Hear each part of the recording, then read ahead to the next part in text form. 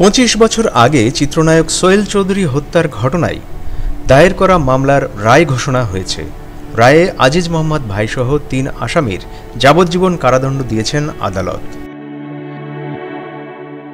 9 মে বৃহস্পতিবার ঢাকার দ্রুত বিচার ট্রাইব্যুনাল 2-এর বিচারক অরুণাভ চক্রবর্তী এই রায় ঘোষণা করেন। দণ্ডিত অন্য 2 আসামি হলেন ট্রাম্পস ক্লাবের মালিক আফাকুল ইসলাম ওরফে বান্টি ইসলাম ও আদনান সিদ্দিকী। রাষ্ট্রপক্ষের আইনজীবী সাদিয়া আফরিন শিল্পী এ তথ্য জানিয়েছেন। চিত্রনায়ক সোহেল চৌধুরী ভালোবেসে বিয়ে করেছিলেন ওই সময়ের জনপ্রিয় চিত্রনায়িকা পারভিন সুলতানা দিতিকে। বিয়ের কিছুদিন পর তাদের সম্পর্কে ফাটল ধরে। ওই সময় মানসিকভাবে ভেঙে পড়েন সোহেল চৌধুরী, জড়িয়ে পড়েন নেশার জগতে। এক পর্যায়ে নেশা ও জুয়ায় ডুবে থাকতেন তিনি। সেই অন্ধকার জগতের অপরাধীদের সঙ্গে শুরু হয় বিভিন্ন বিষয় নিয়ে দ্বন্দ্ব। সেই দ্বন্দ্বের রেশ ধরে বনানীর 17 নম্বর রোডের আবেদিন টাওয়ারে ট্রাম্পস ক্লাবের নিচে 1998 সালের 18 ডিসেম্বর সন্ত্রাসীদের গুলিতে মারা যান সোহেল চৌধুরী।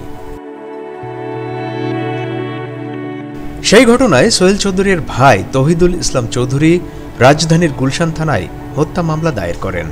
মামলাটির তদন্ত শেষে 1999 সালের 30 জুলাই গোয়েন্দা পুলিশের সহকারী পুলিশ কমিশনার আবুল কাশেম ব্যাপারী 9 জনের বিরুদ্ধে চার্জশিট দাখিল করেন।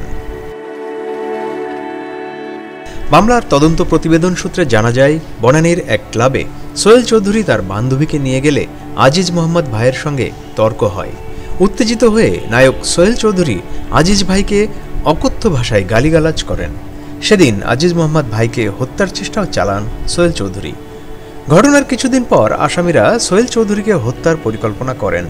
হত্যার দিন সোহেল চৌধুরী রাত 1টার দিকে বন্ধুদের নিয়ে ট্রাম্পস ক্লাবে ঢোকার চেষ্টা করেন। নিরাপত্তার দায়িত্বে থাকা লেফটেন্যান্ট কর্নেল অবসরপ্রাপ্ত তোফাজ্জল হোসেন তাকে ঢুকতে না দেওয়ায় তিনি ফিরে যান।